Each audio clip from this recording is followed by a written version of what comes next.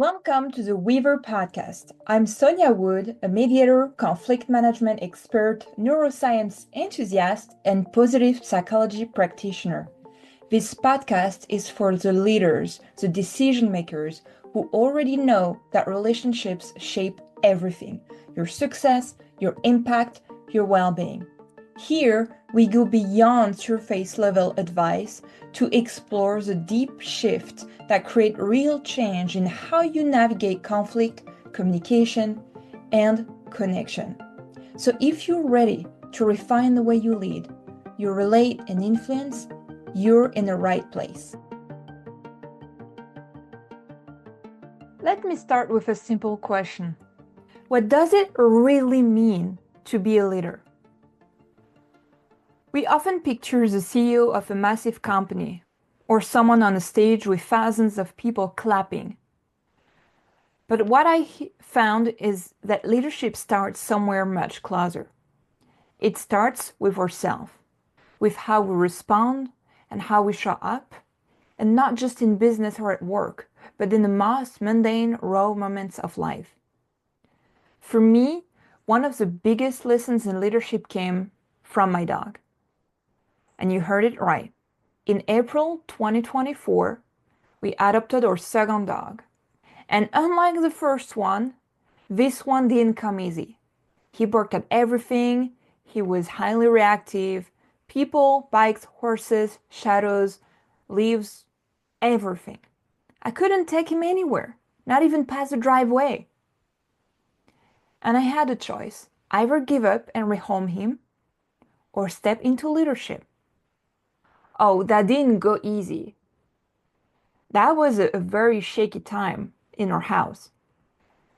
But not leadership over him, leadership over myself. And I got help, a dog trainer in England. I sent videos, I studied, I practiced for hours every day. But in the beginning, my mindset was very much, help me fix him. This dog is wrong. What do I need to change that dog? And then somehow something shifted. I realized that it wasn't about fixing the dog. It was about how I responded to the chaos, how I managed my energy, my nervous system, my expectations. Every time I tensed up in anticipation of a problem, he would react just like I expected. It was a feedback loop until I started showing up differently. And over months, literally waking up and down the driveway, his behavior changed because mine did first. There is a very precise moment where I knew he might react anyway. So why should I personally experience it in a bad way?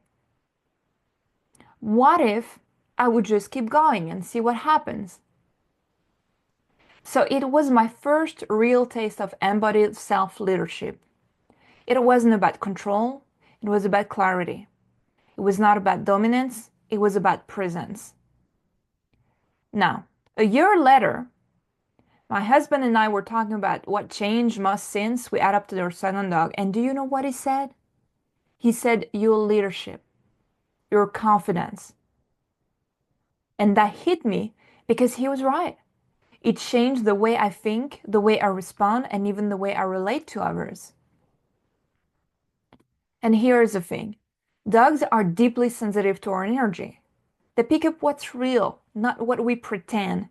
If I say calm, but I feel anxious, they feel the anxiety, not the word. They don't speak the language. And that's no different from human relationships. Leadership is not about just giving orders or having answers. It's about showing consistency, integrity, accountability, saying that you're going to do what you want to do and doing it. And when you do that often enough, your own brain starts trusting you. You build self-esteem, you build confidence, you build reliability. You become highly responsible of your own actions.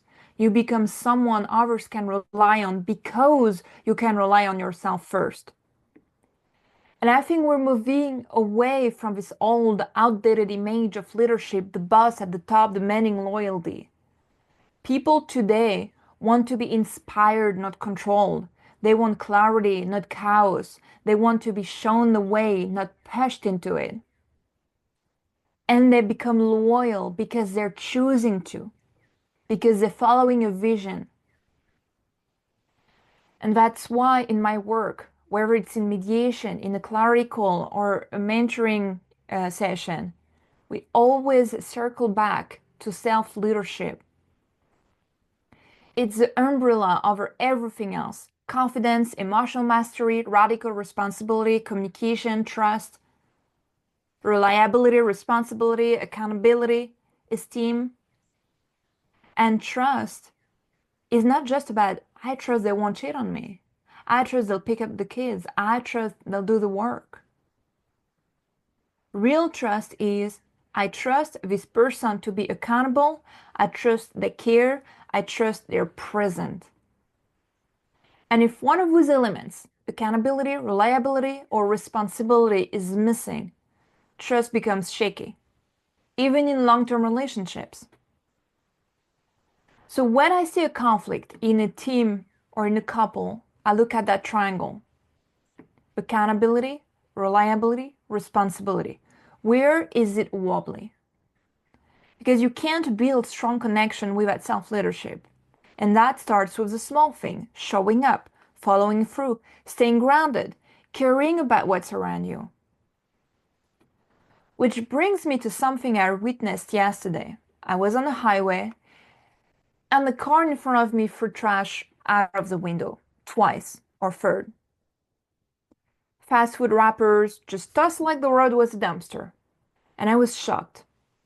But I also thought, well, that says everything. That says a lot about how that person treats its own life. Because how we treat what we have reflects how we treat ourselves. I've never met someone thriving in love and leadership and having the best career possible, being a role model, who treats life like trash. It's always connected.